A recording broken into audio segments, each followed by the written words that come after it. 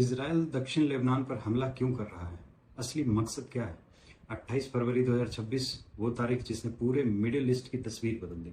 America और Israel ने Iran पर हमला किया, सुप्रीम लीडर अली खामनेई की हत्या हो गई और फिर शुरू हुआ वो सिलसिला जो आज दक्षिण लेबनान को तबाह कर रहा है। 2 मार्च को हिजबुल्लाह ने नवंबर 2024 के सीज फायर के बाद पहली बार इसराइल पर रॉकेट दागे और इसराइल ने जो जवाब दिया वो सिर्फ जवाबी कार्रवाई नहीं थी, यह एक बड़ी सोची समझी रणनीति का हिस्सा है। आज हम जानेंगे इसराइल के इन हमलों के पीछे का असली मकसद क्या है।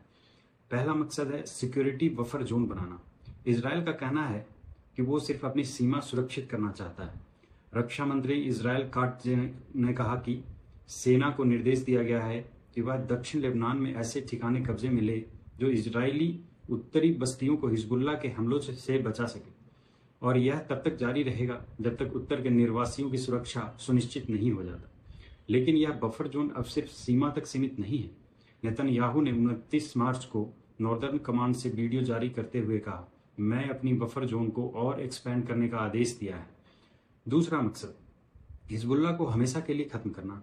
हिजबुल्लाह पहले से ही बहुत कमजोर हो चुका है। 2024 में उसके शीर्ष नेता नसरुल्लाह मारे गए, मिसाइल भंडार घटा, दक्षिण लेबनान के ठिकाने तबाह हुए। इसराइल का लक्ष्य है लिटानी नदी के दक्षिण का पूरा इलाका अपने कब्जे में लेना और हिजबुल्लाह का सैन्य ढांचा पूरी तरह उखाड़ फेंकना। एक वरिष्ठ इजरायली अधिकारी ने खुलकर कहा, हम वही करेंगे जो गाजा में किया, यानी बुलडोजर, टैंक और लंबा कब्जा। तीसरा मकसद स्थायी कब्जा और डेमोग्राफिक बदलाव। यह सबसे चिंताजनक हिस्सा है। 22 मार्च को काट्ज और नेतन्याहू ने आदेश दिया कि सीमावर्ती लेबनानी गांवों के घरों को तेजी से तोड़ा जाए, और इसके लिए उन्होंने गाजा के बेत हानून और रफह मॉडल का हवाला दिया। इसराइल ने मार्च 13 से 22 के बीच लिटानी नदी पर कम से कम 4 पुल तबाह किए ताकि दक्षिण लेबनान में कोई सैन्य मदद न पहुंच सके। एक और जरूरी पहलू लेबनान सरकार की प्रतिक्रिया अगर देखें, यहाँ एक इम्पॉर्टेंट बात है जो अक्सर छूट जाता है। लेबनान की इलेक्टेड सरकार ने हिजबुल्लाह को इस हमले की सार्वजनिक निंदा की है।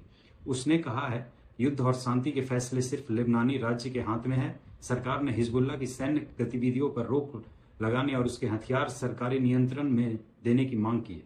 यानी हिजबुल्लाह और लेबनान की सरकार एक नहीं, लेकिन इसराइल के हमले पूरे लेबनान को झेलने पड़ रहे हैं और मानवीय संकट इतना बड़ा है कि 31 मार्च तक लेबनान के स्वास्थ्य मंत्रालय के अनुसार कम से कम 1238 लोग मारे जा चुके हैं, जिसमें 124 बच्चे हैं और दर्जनों पत्रकार और बचाव कर्मी भी शामिल हैं। 3500 से अधिक घायल हुए हैं। यूएन के अनुसार 12 लाख से अधिक लोग अपने घर छोड़ने पर मजबूर हो चुके हैं। इसराइल ने लिटानी नदी से 40 किलोमीटर उत्तर तक के इलाकों को खाली करने के लिए आदेश जारी किए हैं, जिसका मतलब है दक्षिण लेबनान को लाखों की आबादी का पूर्ण विस्थापन। यह अचानक नहीं हुआ है। नवंबर 2024 के सीज फायर के बावजूद इसराइल ने लेबनान पर लगभग हर रोज हमले जारी रखे, जिसमें 500 से अधिक लोग मारे जा चुके हैं। इधर हिजबुल्लाह ने चुपचाप अपना सैन्य ढांचा और हथियार भंडार फिर से बनाना शुरू किया था। फिर 28 फरवरी को ईरान पर हमला हुआ, सब कुछ एक साथ फट पड़ा। और यह सिर्फ हिजबुल्लाह के खिलाफ डिफेंसिव ऑपरेशन नहीं है, इसके पीछे ईरान पर बड़े अमेरिकी इजरायली हमले का मोमेंटम जारी रखना, हिजबुल्लाह को स्थायी रूप से खत्म करने की रणनीति और लिटानी नदी के दक्षिण पर स्थायी कब्जे की महत्वाकांक्षा और गाजा मॉडल को लेबनान में दोहराने का इरादा। आपको क्या लगता है, क्या इसराइल इस बार दक्षिण लेबनान में वापस जाएगा? कमेंट में बताइए। अगर यह वीडियो इन्फॉर्मेटिव लगा तो लाइक और सब्सक्राइब जरूर करें। धन्यवाद।